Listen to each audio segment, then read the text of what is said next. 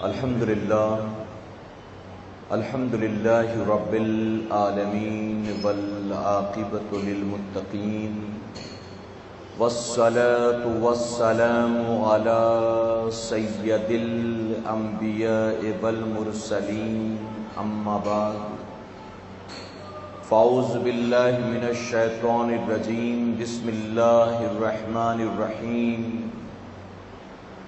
الا ان اولیاء اللہ لا خوف علیہم ولا هم یحزنون صدق اللہ مولانا العلی العظیم۔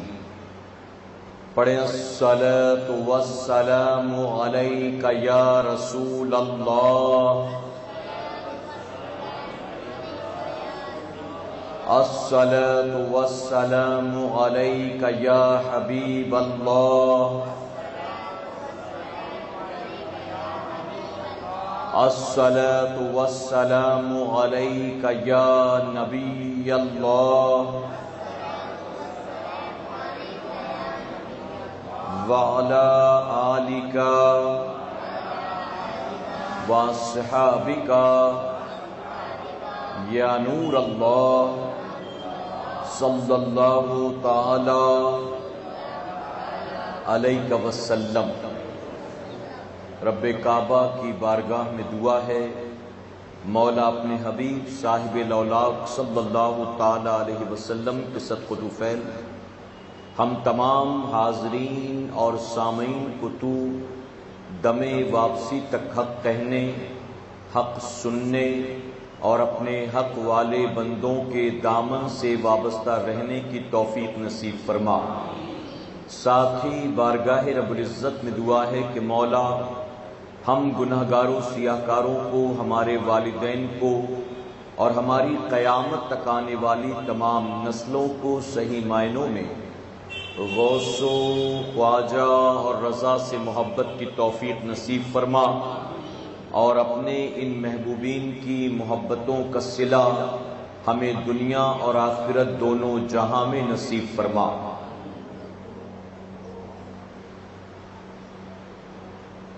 جب سے دل میں غم احمد کو بسا رکھا ہے،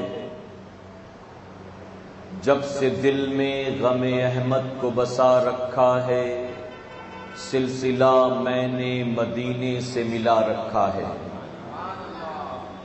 جب سے دل میں غم احمد کو بسا رکھا ہے، سلسلہ میں نے مدینے سے ملا رکھا ہے، اور ہاں وہ آتے ہیں ابھی آئیں گے آتے ہوں گے، ہاں وہ آتے ہیں ابھی آئیں گے آتے ہوں گے، بس یہی سوچ کے محفل کو سجا رکھا ہے۔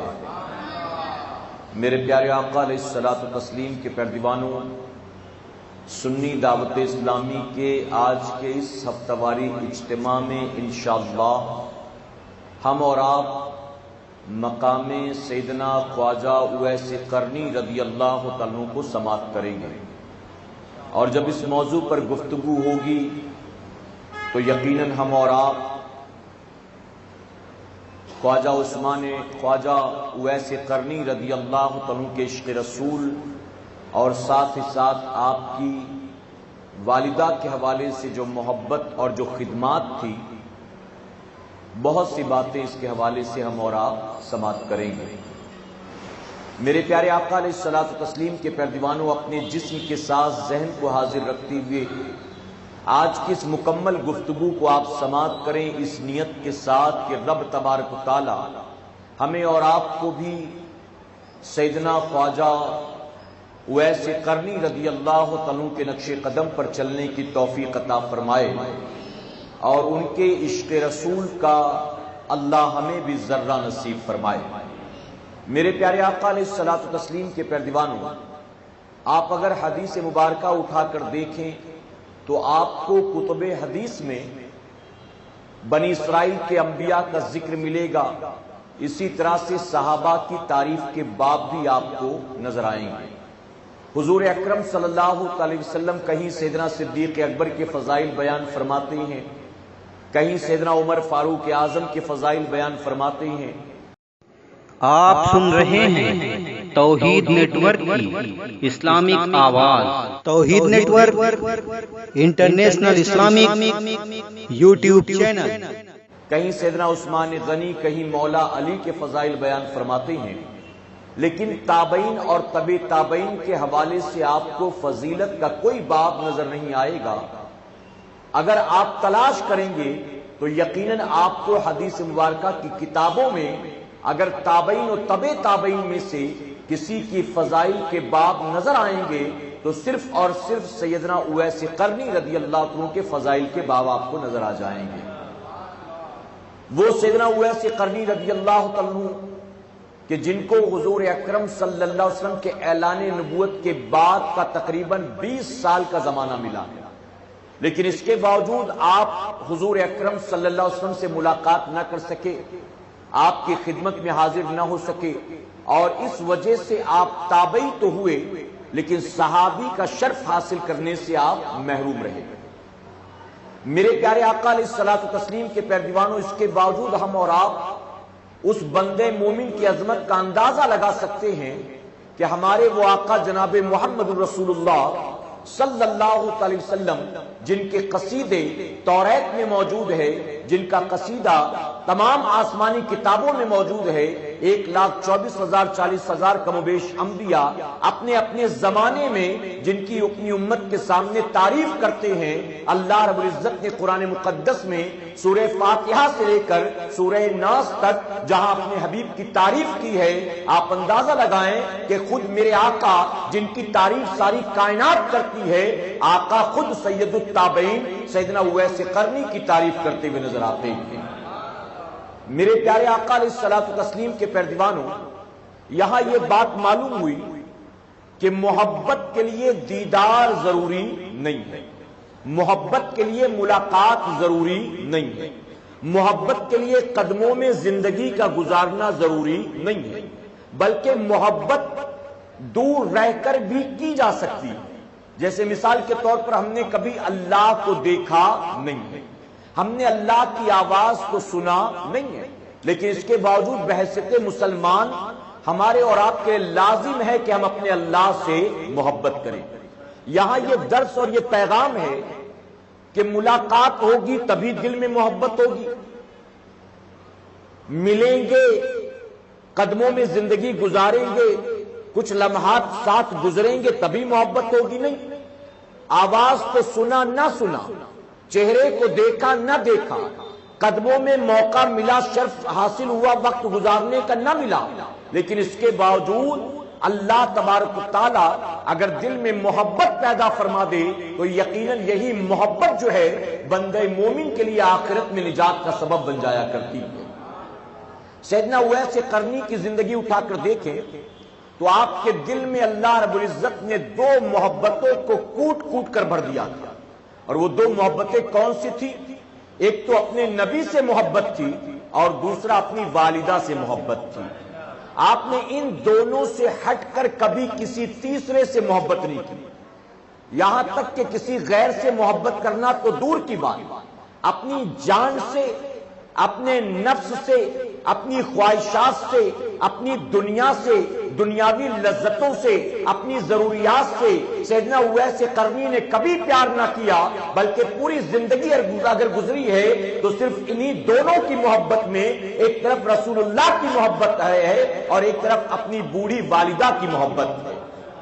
میرے پیارے آقا علیہ الصلوۃ والتسلیم کے پیروانوں، آپ یمن کے رہنے والے ہیں، یمن کے قصبہ قرن میں آپ کی ولادت ہوئی، اور اسی نسبت کی بنیاد آپ کو اویس قرنی کہا جاتا ہے۔ آپ کے والد کا نام عامر ہے اور اس وجہ سے آپ کو کتابوں میں اویس ابن عامر بھی کہا جاتا ہے۔ ایک حدیث مبارکہ ملتی ہے یا ایک روایت ملتی ہے جس میں کہا گیا کہ سیدنا اویس قرنی رضی اللہ عنہ کے چچا جو تھے، ان کا کاروبار یہ تھا کہ مختلف شہروں میں مال تجارت لے کر جاتے تھے اور وہاں جا کر وہ اپنا مال بیچتے تھے، روزی روٹی کا انتظام کرتے تھے۔ اسی طرح درمیانے سفر ایک جگہ آپ کی ملاقات، یعنی سیدنا اویس قرنی کے چچا کی ملاقات ایک راہب سے ہوئی، ایک پادری سے ہوئی۔ اس وقت قافلے جب نکلتے تھے تو راستے میں آرام کے لیے وہ کسی گرجا گھر میں ٹھہرتے تھے۔ اور گرجا گھر میں جب وہ رہتے تھے تو آتے جاتے وہاں کے پادری سے فرشت سے ان کی جان پہچان ہو جاتی تھی. تو راستے میں جو پادری ملا اس نے سیدنا اویس قرنی کے چچا کو یہ بتایا کہ مکے کی سرزمین پر امام الانبیاء کا ظہور ہو چکا ہے. اللہ کے آخری نبی مکے کی سرزمین پر آ چکے ہیں اور انہوں نے اللہ کے حکم پر اعلان نبوت فرما دیا ہے. میں نے توریت میں انجیل میں ان کے ترانے پڑھے ہیں اور اس کے بعد اس راہب نے سیدنا اویس قرنی کے چچا کے سامنے حضور اکرم صلی اللہ علیہ وسلم کی تعریف کرنی شروع کر دی. فرمایا کہ اس تعریف کو اور ان کلمات کو سننے کے بعد سیدنا اویس قرنی کے چچا کے دل میں بن دیکھے میرے آقا کی محبت بیٹھ گئی اور ایسی محبت پیدا ہوئی کہ واپس آنے کے بعد انہوں نے اپنے گھر والوں کو جمع کیا اور جمع کر کے ان کے سامنے حضور اکرم صلی اللہ علیہ وسلم کی تعریف کرنی شروع کر دی. یہاں تک کہا کہ تمہیں میری بات پر یقین نہ ہو تو میں اس بات کی گواہی دیتا ہوں کہ میرا بیٹا بھی میرے ساتھ تھا اور راہب نے جو کچھ بھی ان کے بارے میں کہا ہے اس کا گواہ میرا بیٹا بھی ہے. فرمایا گیا کہ اپنے بھائی کی زبان سے حضور اکرم صلی اللہ علیہ وسلم کی تعریف کو سننے کے بعد سیدنا اویس قرنی کے والد جن کا نام عامر تھا وہ بھی باطل مذہب سے توبہ کر کے دل ہی دل میں آقا پر ایمان لا کر مسلمان ہو گئے. جب وہ مسلمان ہوئے تو ان کی اہلیہ مسلمان ہو گئی اور جب دونوں والد و والدہ مسلمان ہو گئے تو سیدنا اویس قرنی بھی مسلمان ہو گئے. اور اب اسلام قبول کرنے کے بعد جس آقا کی تعریف انہوں نے سن رکھا تھا بن دیکھے ان پر اپنا جی جان لٹانا شروع کر دیا. بے انتہا محبت، ان کی محبت میں روتے تھے، شب بیداریاں کرتے تھے، یاد کرتے تھے، دعائیں کرتے تھے. والد کا بھی یہی حال تھا، والدہ کا بھی یہی حال تھا. تو پتا چلا کہ سیدنا اویس قرنی کو عشق رسول کہیں اور سے نہیں ملا تھا، والد و والدہ سے وراثت میں آپ کو عشق رسول ملا تھا. اور میں بار بار یہ کہتا ہوں ماں باپ نیک ہوتے ہیں، اللہ اولاد بھی نیکوکار عطا فرماتا ہے. مائیں نیک ہوتی ہیں، باپ نیک ہوتے ہیں تو اولاد بھی نیک ہوتی ہے. اور اگر باپ شرابی ہو تو بیٹا نمازی نہیں ہوتا ہے، وہ چرسی بنتا ہے کہ باپ سے 2 ہاتھ آگے نکلنا ہے. اگر باپ گٹکا کھاتا ہے، زردہ کھاتا ہے، ماوا کھاتا ہے تو بیٹا سگریٹ پینا شروع کر دیتا ہے. تو باپ سے آگے نکلتا ہے بیٹا. میرے پیارے آقا علیہ الصلوۃ والتسلیم کے پیروانوں، لیکن تاریخ اس بات پر گواہ ہے کہ جب ماں باپ نیک ہوتے ہیں تو اللہ تبارک تعالیٰ اولاد بھی نیکوکار عطا فرماتا ہے.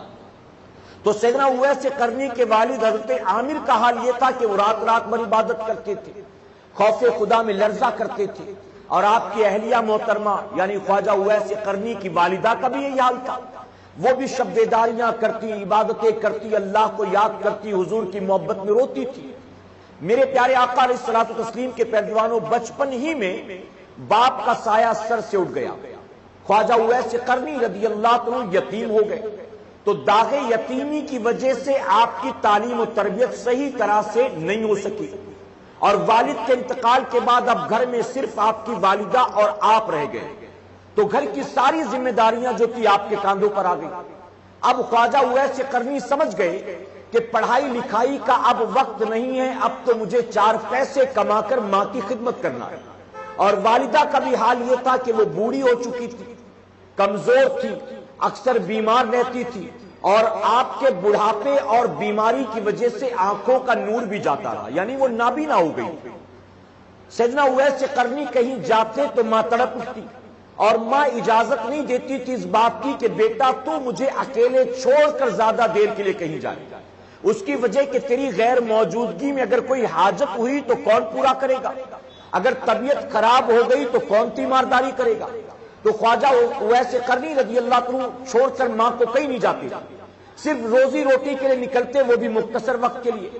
اور جانتے روزی روٹی کے حوالے سے، کاروبار کے حوالے سے 2 روایتیں آتی ہیں. یوں تو بعض لوگوں نے 3 بھی لکھا، لیکن 2 روایتیں جو بڑی مشہور ہیں، اکثر تاریخ نگاروں نے لکھا، وہ میں بیان کرتا ہوں.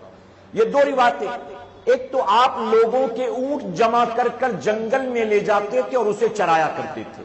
یہ آپ کا پیشہ تھا، یہ آپ کا کاروبار تھا. اور جانتے اکثر لوگ اپنے اونٹ جو ہیں وہ خواجہ اویس قرنی کو چرانے کے لیے دیتے تھے. کیا وجہ تھی؟ آپ کی کرامت یہ تھی، چونکہ عاشق رسول تھے نا، تو آپ کی کرامت یہ تھی کہ قرن نے جب کوئی جنگل میں اونٹ چرانے جاتا تھا تو جنگل کے بھیڑیے تاک میں رہتے تھے اور ایک ساتھ جھنڈ بنا کر وہ نکلتے تھے، آدمی ڈر کر بھاگ جاتا تھا، ایک ساتھ حملہ کر کے وہ اونٹوں کو کھا لیتے تھے، اونٹوں کا شکار کر لیتے تھے۔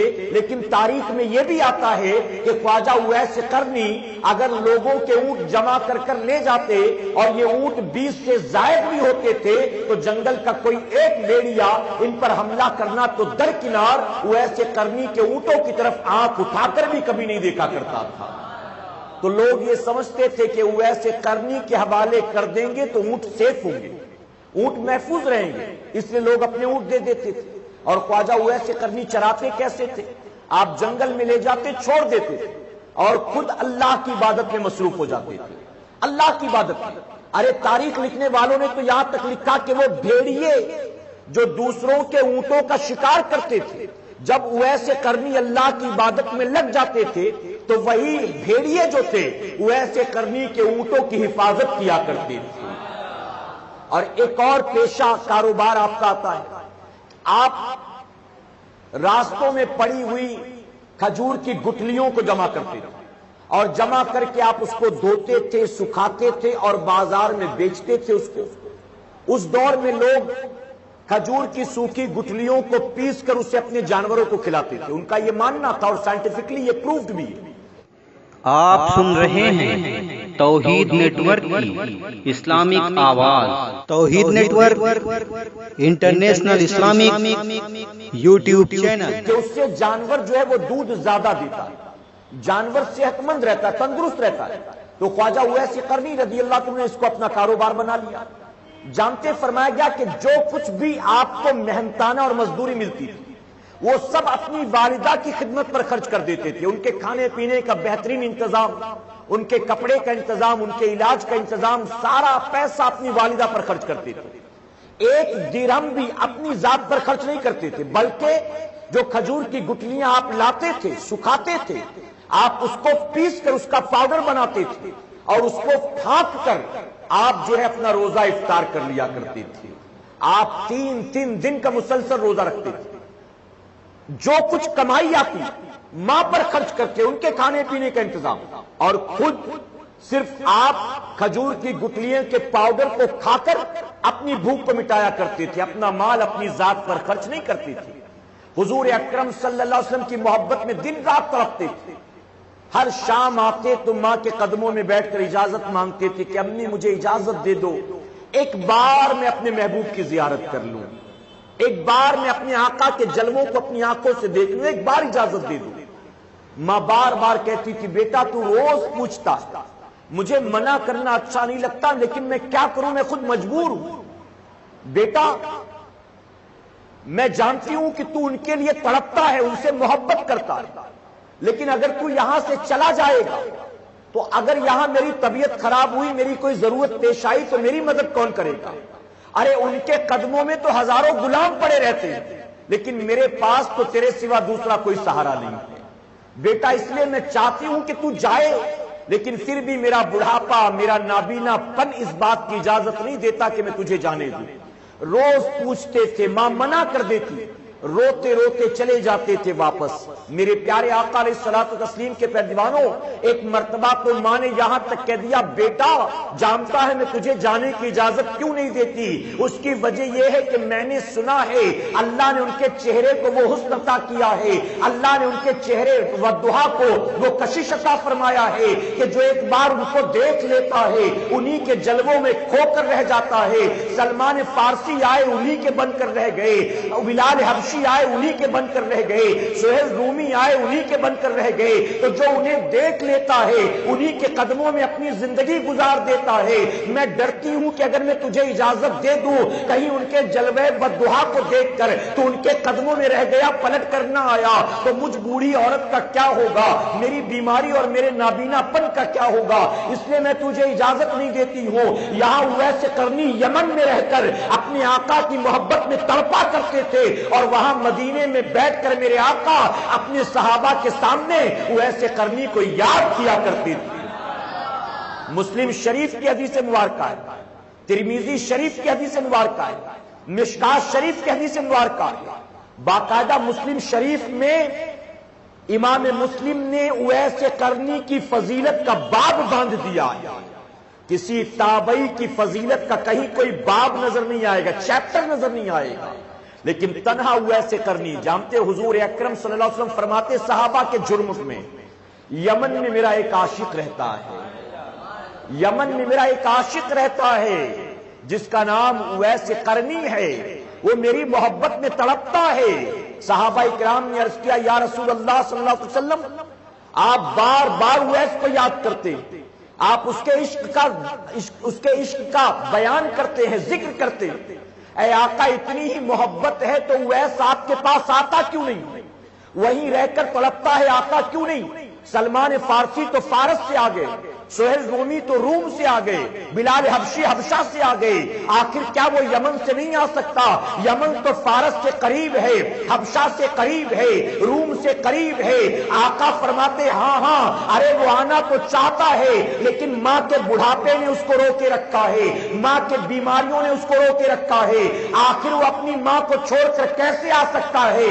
مجھ سے محبت کرتا ہے اور میں نے ماں کے قدموں کے نیچے جنت کو رکھ دیا ہے، اب وہ اپنی جنت کو چھوڑ کر آخر میری خدمت میں کیسے حاضر آ سکتا ہے؟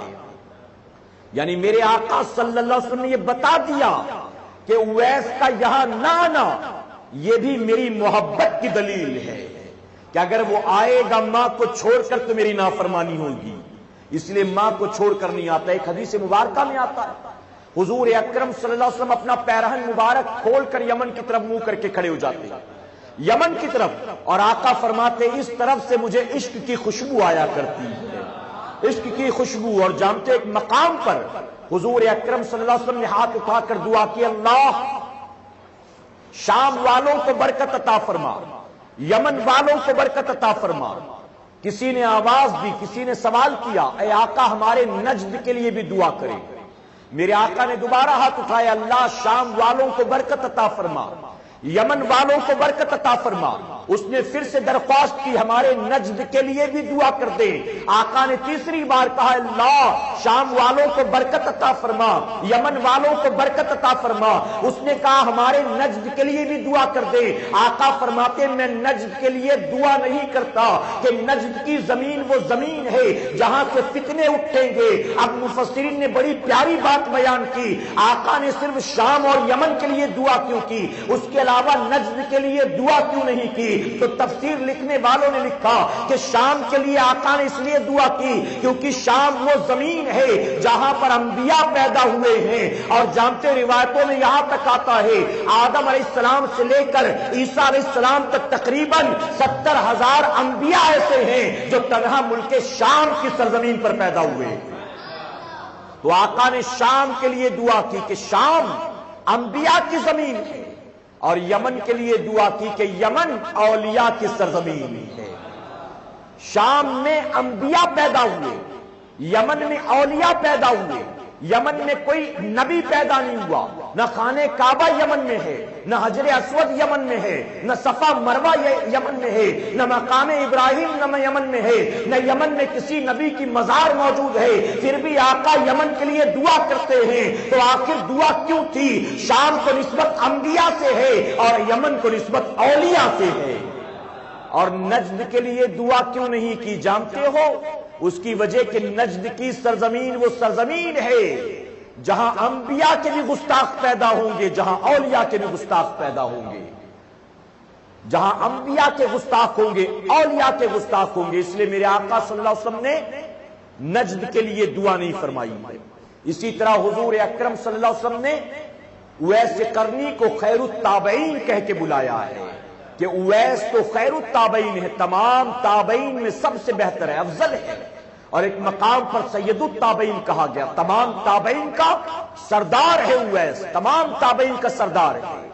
میرے پیارے آقا علیہ الصلوۃ والتسلیم کے پیروانوں، یہاں غور کرنے کا مقام، اویس قرنی حضور اکرم صلی اللہ علیہ وسلم سے اتنی محبت کرتے لیکن اس کے باوجود اپنی بوڑھی ماں کو چھوڑ کر آقا کی خدمت میں نہیں آئے۔ اگر آ کر آپ کی خدمت میں پہنچ جاتے، دیکھ لیتے، فیض حاصل کر لیتے تو تابعی نہ رہتے بلکہ اللہ صحابی ہونے کا شرف عطا فرما دیتا۔ لیکن شرف صحابیت سے محروم رہے ماں کی خدمت کی وجہ سے، لیکن اس کے باوجود امام الانبیاء ان کا ذکر کرتے ہیں، تعریف کرتے ہیں، اپنے صحابہ کو جمع کر کے ان کی موجودگی میں ذرا سوچیں کہ جو ان کے بعد آنے والا ہے اس کی تعریفوں کے پل باندھ دیتے ہیں۔ پتہ چلا اویس قرنی اگر آقا کے منظور نظر بنے ہیں، اگر اس تاریخ کے قابل بنے ہیں تو کسی اور عمل نے آپ کو وہاں تک نہیں پہنچایا ہے، بلکہ اس مقام بلند پر پہنچے ہیں تو ماں کی خدمت کر کے اس مقام بلند پر پہنچے، عبادتوں کے ذریعے نہیں پہنچے، تقوی و طہارت کے ذریعے نہیں پہنچے، خوف خدا کے ذریعے نہیں پہنچے، شب بیداریوں کے ذریعے نہیں پہنچے، رکوع قیام و سجود کے ذریعے نہیں پہنچے، روزے سحری اور افطار کے ذریعے نہیں پہنچے، بلکہ اس مقام بلند پر اگر پہنچے ہیں اور نبی کی نظروں میں منظور نظر بنے ہیں تو یقیناً وہ مقام ملا ہے صرف ماں کی خدمت کی بنیاد پر۔ اور کیسے غلام تھے اپنی ماں کے، کیسے غلام تھے، کیسے خادم تھے۔ ماں نے منع کر دیا نبی کی بارگاہ میں نہ جانا، گئے نہیں گئے، ماں نے منع کیا ہے، ماں نے روکا ہے نہیں جاؤں گا، ماں میری ضرورت مند ہے، ماں محتاج ہے، ماں کو میری ضرورت ہے، میں اسے چھوڑ کر نہیں جاؤں گا، نہیں گئے اویس قرنی۔ میں پوچھتا ہوں ماں نے اویس قرنی کو روکا کہ تم مدینے نہ جاؤ، تمہاری غیر موجودگی میں میری تیمارداری، میری عیادت، میری خدمت، میری ضرورتوں کا خیال کون رکھے گا؟ تو اویس قرنی ماں کی خدمت کو چھوڑ کر نبی کی خدمت میں حاضر نہ ہوئے۔ لیکن آج ہماری مائیں بلکتی رہتی ہیں، روتی رہتی ہیں، بلاتی رہتی ہیں، آواز دیتی رہتی ہیں، لیکن جوان بیٹا اپنی بوڑھی ماں کی باتوں پر کان بھی نہیں دھرتا۔ اپنے دوستوں سے زیادہ پیار ہے، اپنے ماں باپ سے کسے پیار ہے، اپنی نفس سے زیادہ پیار ہے، اپنے ماں باپ سے کسے پیار ہے، اپنی 25-28 سال کی جوان بیوی سے زیادہ پیار ہے، اپنی 60 سال کی بوڑھی ماں سے کسے پیار ہے۔ ارے اویس قرنی کو ماں نے روک دیا تو نبی کی خدمت میں نہیں گئے، اور یہاں شادی ہونے کے 6-8 مہینے کے بعد جوان بیٹا اپنے بوڑھے ماں باپ کو چھوڑ کر گھر سے نکل جاتا ہے، یہ کہتا ہوا اب تمہارے ساتھ میرا گزارا نہیں ہو سکتا ہے، اب میں تمہارے ساتھ نہیں رہ سکتا، میں فٹ پاتھ پر رہ لوں گا، میں کرائے کے مکان میں رہ لوں گا، میں بھیک مانگ کر گزارا کر لوں گا، لیکن میں تمہارے ساتھ نہیں رہنے والا۔ ذرا سوچو اویس قرنی نبی کی خدمت میں نہ گئے، ماں کی خدمت کی، منظور نظر بن گئے آقا کے۔ آج ہم اپنے بوڑھے ماں باپ کو چھوڑ کر تڑپتا ہوا، بلکتا ہوا، روتا ہوا، سسکتا ہوا اگر چھوڑ کر نکل جاتے ہیں بیوی بچوں کو ساتھ لے کر، کیا بتائیے اس پر اللہ ہم سے راضی ہوگا؟ کیا آقا اس پر راضی ہوں گے؟ کیا روزی میں خیر و برکت ہوگی؟ کیا آخرت میں نجات ہوگی؟ اے سرکار مدینہ علیہ الصلوۃ والتسلیم کے پیروانوں، اویس قرنی کا اتنا ذکر کیوں آیا حدیث مبارکہ میں؟ کتاب لکھنے والوں نے ان کی تعریفیں اور تاریخیں کیوں لکھی ہیں؟ وجہ یہی بتانا مقصد تھا، امام الانبیاء نے تمہاری جنت کو ماں کے قدموں میں رکھ دیا ہے، تم دنیا بھر میں کہیں بھی بھٹکتے رہو تمہیں جنت نہ ملے گی۔ اگر تمہیں جنت حاصل کرنا ہے تو تمہیں اپنے ماں کی خدمت کر کے اپنی ماں کو راضی کرنا ہوگا۔ میرے پیارے آقا علیہ الصلوۃ والتسلیم کے پیروانوں، روز روز کا تڑپنا ماں سے بھی نہ دیکھا گیا۔ ایک بار ماں نے اجازت دے دی، اے اویس جا میں تجھے اجازت دیتی ہوں، جا جا کر اپنے آقا سے ملاقات کر لے، لیکن صرف 8 پہر کی مہلت دیتی، 8 پہر جیسے تیسے گزار لوں گی تیرے بنا، لیکن اس سے زیادہ میں انتظار نہیں کر سکتی ہوں۔ اگر آقا صلی اللہ علیہ وسلم سے ملاقات ہو جائے، اللہ کا شکر ادا کرنا، چلے آنا ملاقات کر کے، اور اگر وہ موجود نہ ہو تو اے اویس انتظار نہ کرنا بلکہ فوراً لوٹ آنا۔ اویس قرنی کو ماں نے جیسے ہی اجازت دی، فوراً آپ نے سامان جمع کیا، ماں کی دست بوسی کی، اس کے بعد دوڑتے ہوئے آپ یمن سے مدینہ منورہ کی طرف روانہ ہوئے۔ فرمایا گیا دوڑتے جاتے تھے، گرتے پڑتے تھے، نہ ساتھ گھوڑا تھا، نہ اونٹنی تھی، نہ کوئی سواری تھی، بلکہ غلام نبی کی محبت میں تڑپتا ہوا دوڑتا جاتا تھا، اور مسلسل آنکھوں سے آنسو بھی جاری تھا۔ فرمایا کہ 4 پہر گزر گئے بھاگتے بھاگتے، حتیٰ کہ مدینہ منورہ پہنچ گئے۔ اب جب مدینے میں پہنچتے ہیں، در و دیوار کو झूमते हैं, दीवानों की तरह रोते बिलखते हुए मस्जिद नबवी शरीफ में पहुंचे। पता चला हुजूर अकरम सल्लल्लाहु अलैहि वसल्लम यहाँ मौजूद नहीं है। अब वहां से रोते हुए आप पहुंचे हुजूर अकरम सल्लल्लाहु अलैहि वसल्लम के मकान पर, जाकर दरवाजे पर दस्तक दी। आयशा सिद्दीका रज़ियल्लाहु अन्हा ने दरवाजा खोला है, पर्दे में रहकर आपने दरवाजा खोला। उवैस करनी ने सलाम किया, अदब से पूछा मेरे आका कहाँ हैं। सवाल किया गया तू कौन है, कहां से आया है। जवाब देते हैं गरीब दीवाना हो, यमन से अपने आका की जियारत करने के लिए आया हो, उनसे मुलाकात करने के लिए आया हो। आयशा सिद्दीका रज़ियल्लाहु अन्हा ने जवाब दिया तुम्हें इंतजार करना होगा, जाओ जाकर मस्जिद नबवी शरीफ में इंतजार करो। आका तो घर में मौजूद नहीं है, वो बाहर गए हैं, जब आए तो मुलाकात कर लेना। अल्लाह अकबर। अरे वो तो पहले से रहे थे, अब सब्र के सारे बांध टूट गए। अपनी माँ से इजाजत लेकर जिनकी बारगाह में हाजिर हुआ था, लगता है मुकद्दर में उनकी जियारत नहीं लिखी। आंखों से आंसू के धारे बह निकलते हैं, रो रो कर कहते हैं लगता है मेरी तकदीर में आका की जियारत नहीं लिखी। मैं जाता हूँ, आका आए तो मेरा सलाम पेश कर देना। आयशा सिद्दीका ने अपने आका के, अपने नबी के आशिक को तड़पता देखा तो न रहा गया, आंखों में आंसू भर आए और आयशा सिद्दीका ने कहा इतनी मोहब्बत करते हो तो वापस क्यों जाते हो, क्या उनके आने का इंतजार नहीं कर सकते हो। तो जवाब देते हैं कौन जाना चाहता है, अरे मैं तो बची कुची जिंदगी उनके कदमों में गुजारना चाहता हूँ, लेकिन मेरी माँ का बुढ़ापा इजाजत नहीं देता, मेरी माँ की बीमारियां इजाजत नहीं देती, मेरी माँ ने मना किया था। आप सुन रहे हैं तौहीद नेटवर्क की इस्लामिक आवाज। तौहीद network international Islamic YouTube channel. कि उवैस तू वहां रुकना मत, वापस चले आना। 8 पहर की इजाजत लेकर आया हो, 4 आने में गुजर गए, 4 जाने में गुजर जाएंगे, मुझे इजाजत दो मैं तो चला, आका आए तो बस सलाम पेश कर देना। ये कहकर पलटते हैं, फिर भागना शुरू करते हैं। फरमाया गया वो कैफियत थी, वो हाल था कि भागते जाते थे और पलट पलट कर मस्जिद नबवी शरीफ को देखते थे, मदीने के दरो दीवार को देखते थे। रास्ते में सहाबा से मुलाकात हुई, सहाबा ने कहा कि इतनी मोहब्बत है तो जाते क्यों हो, रुक क्यों नहीं जाते। आपने उनसे भी कहा मां ने मना किया है, वरना जरूर मैं रुक जाता, कहां जाता। उसके बाद वापस मां की खिदमत में हाजिर आ गए। फरमाया गया चंद दिनों के बाद हुजूर अकरम सल्लल्लाहु अलैहि वसल्लम वापस आते हैं। अभी अपने घर तशरीफ ले गए थे, दरवाजे पर दस्तक दी, दरवाजा खुलता है। आयशा सिद्दीका ने अभी कुछ बयान न किया था, मेरे आका खुद फरमाते हैं ऐ आयशा मुझे बताओ क्या यमन से मेरा कोई आशिक यहाँ आया था, क्या मेरा कोई गुलाम यहाँ आया था। आयशा सिद्दीका जवाब देती हैं अभी तो मैंने बताया भी नहीं था, आपको कैसे पता चल गया। आका फरमाते वो यमन में रहता है, उसके इश्क की खुशबू मुझे यहाँ आती है, अब वो मदीने आकर गया है, क्या मुझे उसकी खुशबू नहीं आएगी। ऐ आयशा मुझे उसके इश्क की खुशबू दरो दीवार से आती है। पता चला है मुसलमानों, अल्लाह रब्बुल इज्जत ने अपने महबूब जनाबे मोहम्मदुर रसूलुल्लाह सल्लल्लाहु अलैहि वसल्लम को वो मकाम अता फरमाया है, वो मकाम अता फरमाया है। आका का सच्चा शहदाई दुनिया के किसी कोने में रहकर उन्हें याद करता है तो आका की निगाहों से पोशीदा नहीं होता।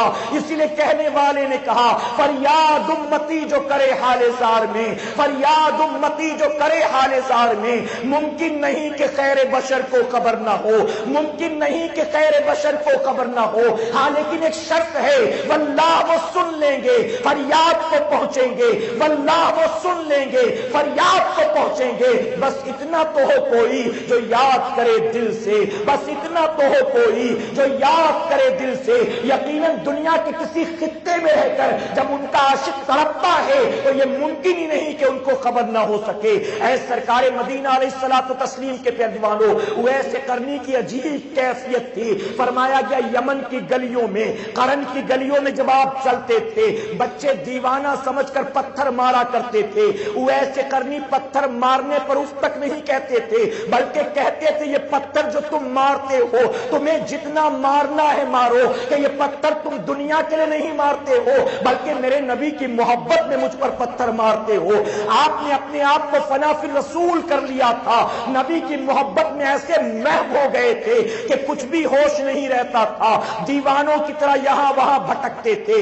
فرمایا گیا کہ بچے پتھر مارتے تھے، آپ ان بچوں سے کہتے تھے، آپ لوگوں سے کہتے تھے تمہیں پتھر مارنا ہے تو مارو، لیکن سنو تم بڑے بڑے پتھر نہ مارا کرو، تم چھوٹے پتھر مارا کرو۔ لوگوں نے کہا عجیب دیوانہ ہے، ارے یہ بھی تو کہہ سکتا ہے کہ پتھر نہ مارا کرو، لیکن یہ کہتا ہے پتھر چھوٹے مارا کرو، بڑے پتھر نہ مارا کرو، آخر وجہ کیا ہے؟ تو سیدنا اویس قرنی جواب دیتے تھے جب تم بڑے بڑے پتھر مارتے ہو تو جسم پر زخم ہو جاتا ہے، اس سے خون بہتا ہے، اور جب خون بہتا ہے تو میرا وضو ٹوٹ جاتا ہے، اور جب وضو ٹوٹ جاتا ہے تو میں اپنے آقا کا نام نہیں لے پاتا ہوں، اس لیے تم مجھے چھوٹے چھوٹے پتھر مارا کرو کہ پتھر مار کر تمہارے دل کو ٹھنڈک بھی پہنچ جائے اور میرا وضو بھی نہ ٹوٹنے پائے۔ اللہ اکبر۔ میرے پیارے آقا علیہ الصلوۃ والتسلیم کے پیارے دیوانوں، حضور اکرم صلی اللہ علیہ وسلم نے صحابہ اکرام کو جمع کیا، خواجہ اویس قرنی کی تعریفیں کی،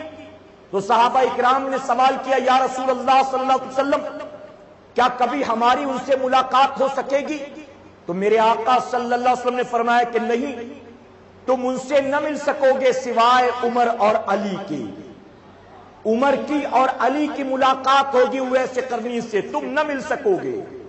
میرے پیارے آقا علیہ الصلوۃ والتسلیم کے پیارے دیوانوں، آخری وقت میں حضور اکرم صلی اللہ علیہ وسلم نے اپنا پیرہن مبارک، اپنا جبہ مبارک سیدنا عمر فاروق اعظم کو دی، اور دینے کے بعد فرمایا کہ عمر جب تیری ملاقات اویس سے ہو تو یہ اویس کو دینا، اس سے کہنا کہ اسے پہنے اور پہن کر میری امت کی بخشش کی دعا کرے۔ اور میرے آقا فرماتے اویس ایسا ہے، اویس ایسا ہے کہ اس کی دعا کی برکت سے اللہ تعالیٰ قبیلہ ربیع اور مضر کی بکریوں اور بھیڑوں کے بالوں کے برابر میری امت کی مغفرت فرما دے گا۔ اور ایک روایت میں میرے آقا نے فرمایا کہ اویس میرا ایسا عاشق ہے کہ اگر وہ کسی بات پر قسم اٹھا لے تو اللہ اس کی قسم کو پورا فرما دیتا ہے۔ ایک مقام پر آقا نے فرمایا اویس میرا ایسا چاہنے والا ہے کہ جب وہ اللہ کی بارگاہ میں ہاتھ اٹھاتا ہے تو اللہ کبھی اس کے ہاتھ کو خالی نہیں لوٹاتا ہے۔ ذرا سوچیں، غلام کی تعریف آقا کر رہا ہے، آقا کر رہا ہے غلام کی تعریف، جس کی تعریف میں پورا قرآن نازل ہوا، جس کی تعریف میں 1,24,000 40,000 کم و بیش انبیاء پیدا کیے گئے، ارے جس کے صدقے میں ساری کائنات کو رچایا بسایا گیا، وہ آقا خود اپنے غلام کی تعریف کرتے ہیں، وہ بھی جس نے کبھی ملاقات نہیں کی، جس نے کبھی ایک گلاس پانی بھی نہیں پلایا، جس نے کبھی لا کر خدمت میں کوئی ہدیہ اور تحفہ بھی پیش نہیں کیا۔ کیسی محبت تھی خواجہ اویس قرنی کو۔ فرمایا گیا حضور اکرم صلی اللہ علیہ وسلم کی وصیت کے مطابق سیدنا عمر فاروق اعظم رضی اللہ عنہ خواجہ اویس قرنی کو تلاش کرتے، کئی روایتیں یہاں پر ملتی ہیں۔ دیکھیں دراصل ایسا ہوتا ہے کہ جب تک کوئی آدمی مشہور نہیں ہوتا تب تک اس کی تعریف لکھی نہیں جاتی، جب وہ مشہور ہو جاتا ہے اس کے بعد تعریف لکھی جاتی ہے، کتابیں لکھی جاتی ہیں، اور اس کے حوالے سے تعریف اور کتابیں بھی مشہور ہونے کے بعد کی روایتیں جمع کی جاتی، پہلے کی روایتیں اکثر نہیں ملتی، کون بتاتا کہاں سے لکھی جاتی، تو اس لیے کبھی کبھی بہت سا اختلاف ہوتا ہے۔ لیکن اگر کسی روایت کو تعریف کے باب میں، فضیلت کے باب میں بیان کیا جائے تو اس پر کوئی شرعی پکڑ نہیں ہوتی ہے۔ تو بہت سی روایتیں ملتی ہیں جس میں اختلاف، میں ان روایتوں کی طرف نہیں جاتا بلکہ جو اکثر لکھا ہے لوگوں نے میں وہ آپ کے سامنے بیان کرتا ہوں۔ ایک روایت میں آتا ہے یا اکثر روایتیں کہ سیدنا عمر فاروق اعظم رضی اللہ عنہ نے اپنے دور خلافت میں سیدنا اویس قرنی کو بہت تلاش کیا، اور تلاش کرنے کا سب سے آسان طریقہ کیا تھا؟ حج کے موقع پر سیدنا عمر فاروق اعظم رضی اللہ عنہ جاتے تھے، ایک میدان میں سارے حاجیوں کو جمع کرتے تھے، اور جمع کرنے کے بعد آپ فرماتے تھے کہ سب کے سب بیٹھے رہیں، یمن والے کھڑے ہو جائیں، تب اس میں جتنے یمن والے ہوتے تھے کھڑے ہو جاتے تھے، پھر آپ فرماتے تھے کہ اب یمن میں وہ لوگ کھڑے رہیں جو قرن والے ہیں، باقی بیٹھ جائیں، باقی بیٹھ جائے کرن والے کھڑے. اب کرن والے کھڑے رہتے تھے. پھر آپ کہتے ہیں اس میں ابن عامر جو ہے وہ کھڑا رہے, باقی سب بیٹھ جائے. تو سارے بیٹھ جاتے تھے, کبھی نہیں ملتا کوئی. ایک بار, دو بار, تین بار, فرمایا گیا بار بار تلاش کرنے کے بعد آخر کار ایک وقت ایسا آیا, یمن والے کھڑے ہوئے, پھر آپ نے سب کو بٹھایا, کرن والے کھڑے ہوئے, پھر اس میں جو ابن عامر تھا وہ کھڑا ہوا. پھر آپ نے پوچھا کہ کیا تیرا نام اویس ہے؟ تو اویس ابن عامر ہے؟ تو عامر قبیلے سے تعلق رکھتا ہے یا مراد قبیلے سے تعلق رکھتا ہے؟ تو اس نے کہا کہ نہیں, اویس میں نہیں ہوں, میں تو اس کا چچا ہوں, اویس میرا بھتیجا. تو سیدنا عمر فاروق اعظم نے کہا کیا وہ بھی تمہارے ساتھ حج کے لیے آیا ہے؟ تو جواب دیا کہ ہاں وہ بھی ہمارے ساتھ اس بار حج کے لیے آیا. تو پوچھا گیا کہ وہ کہاں ہے؟ تو جواب دیا کہ وہ تو ہمارے اونٹ لے کر چرانے کے لیے جنگل میں گیا ہے. یعنی ہم عبادت میں لگے ہیں اور ہم نے اس کو اونٹ چرانے بھیج دیا ہوا ہے. تو آپ نے کہا کہ کہاں بھیجا, بتاؤ کہاں گیا, کس طرف گیا؟ تو چچا نے کہا کہ اسے تلاش کر کے کیا کرو گے امیر المومنین, وہ تو دیوانہ ہے. تو سیدنا عمر فاروق اعظم نے کہا دیوانہ وہ نہیں, دیوانہ تو ہے, مجھے بتا کہ وہ ایس کہاں ہے. اس طرح پتہ لگایا اور گئے ان کی خدمت میں. اور ایک روایت میں آتا ہے کہ تلاش کرتے کرتے یمن آئے, یمن پہنچ کر کرن آئے, پھر کرن پہنچ کر آپ قبیلے مراد کے پاس گئے, پھر وہاں پتہ پوچھا اویس قرنی کا. لوگوں نے کہا وہ تو جنگلوں میں بھٹکتا پھرتا ہے, وہ تو جنگلوں میں اونٹ چرانے جاتا ہے. فرمایا کہ سیدنا عمر فاروق اعظم رضی اللہ عنہ اور مولا علی کرم اللہ وجہ کریم حضور اکرم صلی اللہ علیہ وسلم کا پیرہن مبارک لے کر پہنچے ہوئے سے قرنی کو تلاش کرتے کرتے دور سے دیکھا تو ایک شخص اونٹوں کے جھرمٹ میں اللہ کی عبادت کر رہا تھا. جب قریب پہنچے تو ان کے قدموں کی آہٹ کو سن کر سیدنا اویس قرنی نے عبادت کو مختصر کر دیا. آنے والوں سے سلام کیا اور سلام کرنے کے بعد کہا کہ مجھے نماز پڑھتا اب تک کسی نے نہیں دیکھا, تم کون ہو جو یہاں آئے؟ تو دونوں آنے والوں نے کہا ہم اپنا تعارف بعد میں کرائیں, پہلے تو بتا کہ تیرا نام کیا ہے. تو اویس قرنی نے جواب دیا میرا نام عبداللہ ہے, اللہ کا بندہ عبداللہ.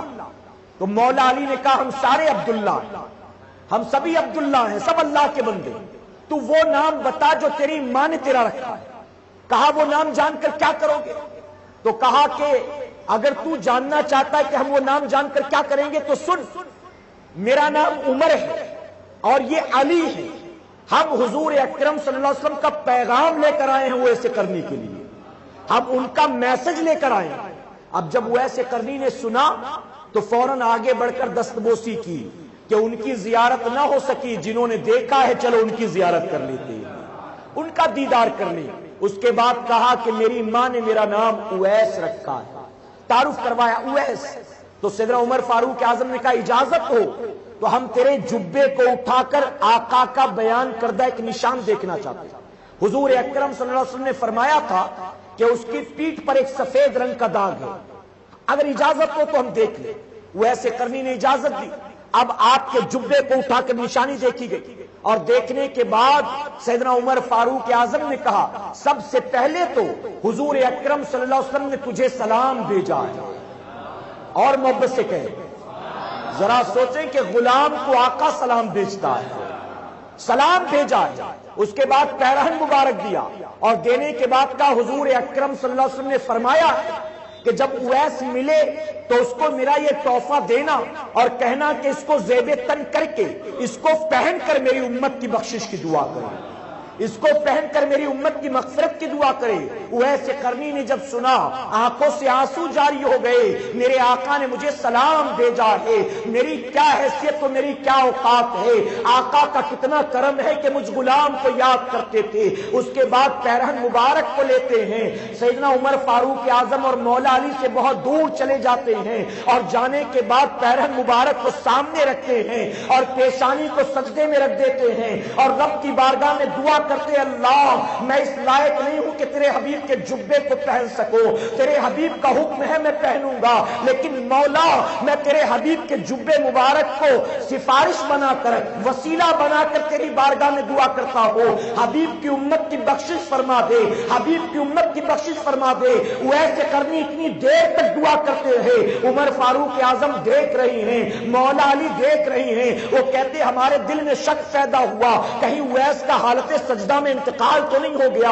ہم قریب آئے، ہم قریب جب آئے تو اویس نے سجدے سے سر کو اٹھایا اور اٹھا کر کہا امیر المومنین کاش تھوڑی دیر آپ رک جاتے، میں اللہ کی بارگاہ میں دعا کر رہا تھا، اگر تھوڑی دیر آپ نہ آتے تو یقیناً اللہ تبارک تعالیٰ اپنے حبیب کی تمام امت کی مغفرت فرما دیتا۔ آپ آئے تو ساری امت کی بخشش نہ ہو سکی، اللہ رب العزت نے قبیلہ ربیع اور مضر کی بکریوں بھیڑوں کے بالوں کے برابر اپنے حبیب کی امت کی مغفرت فرما دی ہے۔ آقا نے پہلے ہی بتا دیا تھا نا، یہی تو علم غیب ہے، آقا نے پہلے بتا دیا تھا۔ اس کے بعد سیدنا اویس قرنی سے ملاقات ہوئی، سیدنا عمر فاروق اعظم نے کہا اے اویس آقا سے اتنی محبت تھی تو نے آ کر ملاقات کیوں نہیں کی؟ جب یہ کہا تو دل کو چوٹ پہنچی، دل کو تکلیف ہوئی۔ سیدنا اویس قرنی کہتے ہیں عمر اے امیر المومنین آپ مجھ سے پوچھتے ہو کہ میں نے آقا سے آ کر ملاقات نہیں کی، آپ نے تو آقا کے قدموں میں اپنی زندگی کا طویل عرصہ گزارا ہے، آپ نے بھی دیکھا ہے، علی نے بھی دیکھا ہے، اور میں آقا کے دیدار سے محروم رہا۔ میں ایک سوال کرتا ہوں، میرے سوال کا جواب دو، اگر آقا کے جلوے جہارا کو دیکھ کر آئے ہو تو جواب دینا میرے سوال کا۔ سیدنا عمر فاروق اعظم نے کہا کیا سوال ہے؟ تو سیدنا اویس قرنی سوال کرتے ہیں کہ آپ نے تو آقا کے جلوے کئی بار دیکھے ہوں گے، مجھے بتائیں حضور اکرم صلی اللہ علیہ وسلم کی بھویں جو تھی آپس میں ملی ہوئی تھی کہ ایک دوسرے سے الگ الگ تھی، آقا کے ابرو مبارک کیسے تھے مجھے بتا دو۔ جب یہ سوال سنا تو حیران رہ گئے سیدنا عمر فاروق اعظم، حیران رہ گئے مولا علی کرم اللہ وجہ الکریم، جواب نہ بنتا تھا۔ وہ کہتے ہیں کہ ہم نے تو جلوے کئی بار دیکھے لیکن آنکھ بھر کر دیکھنے کو کبھی ہم دیکھ نہ سکے، بلکہ آقا کے چہرے پر وہ رعب و دبدبہ ہوتا تھا کہ کبھی آنکھ بھر کر بھی ہم نہ دیکھ سکے، ہم قدموں میں پڑے رہتے تھے لیکن کبھی اس طرح زیارت نہ کر سکے۔ تو اویس قرنی نے کہا تم نہیں جواب دے سکتے ہو، اب سنو میں جواب دیتا ہوں۔ جب آقا کو دور سے دیکھا جاتا تھا تو آپ کی بھویں ملی بھی نظر آتی تھی، اور جب قریب سے دیکھتے تھے آپ کی بھویں جدا جدا نظر آیا کرتی تھی۔ پتا چلا دور رہ کر بھی آپ آقا کے جلووں سے محروم نہیں تھے، ارے قریب رہنے والے بھی اس طرح دیدار نہ کر سکے جیسا کہ سیدنا اویس قرنی کو اللہ نے محبوب کا دیدار عطا فرمایا ہے۔ فرمایا گیا کہ والدہ کے انتقال کے بعد آپ مدینہ منورہ پہنچے یا کوفہ پہنچے، اور مولا علی کرم اللہ وجہ الکریم کی خدمت میں آپ نے اپنی زندگی گزاری۔ ایک روایت یا کئی روایتیں ملتی ہیں کہ جنگ صفین میں آپ شریک ہوئے اور اسی میں آپ نے جام شہادت نوش فرمایا ہے، یعنی آپ شہید ہوئے اسلام کے لیے، جنگ صفین میں آپ شریک ہوئے۔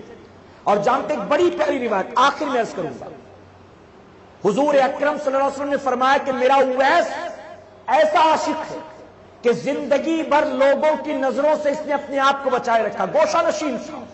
کل قیامت کے دن جب اویس قرنی کے جنت میں جانے کی باری آئے گی تو رب تبارک تعالیٰ اویس قرنی کو ایسے چھپا دے گا، ایسے چھپا دے گا کہ 70,000 فرشتوں کا جھرمٹ ہوگا، ان سب کی شکلیں جو ہوں گی، ان سب کے چہرے جو ہوں گے اویس قرنی کی شکل میں تبدیل کر دیے جائیں گے، اور ان 70,000 فرشتوں کے درمیان میں اویس قرنی ہوگا اور انہی کے ساتھ اویس قرنی کو جنت میں داخل کر دیا جائے گا۔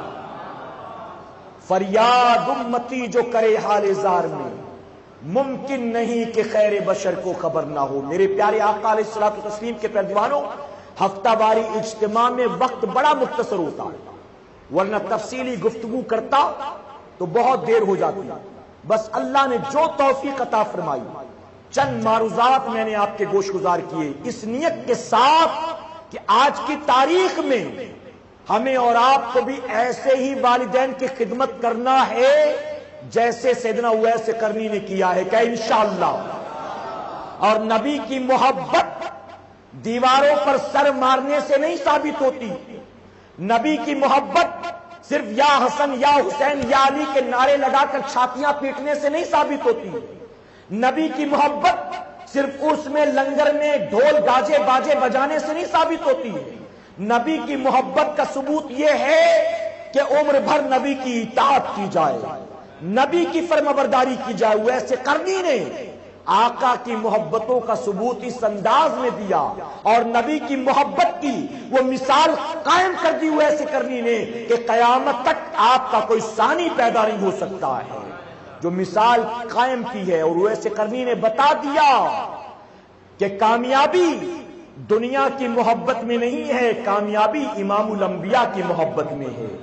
آقا سے محبت, آقا سے محبت. اللہ رب العزت آج کے فتنوں کے ماحول میں ہمیں اور آپ کو سیدنا اویس قرنی کی محبتوں کا اگر ایک ذرہ بھی عطا فرما دے گا تو یقیناً وہی ایک ذرہ قیامت میں ہم سب کی نجات کا سبب بن جائے گا.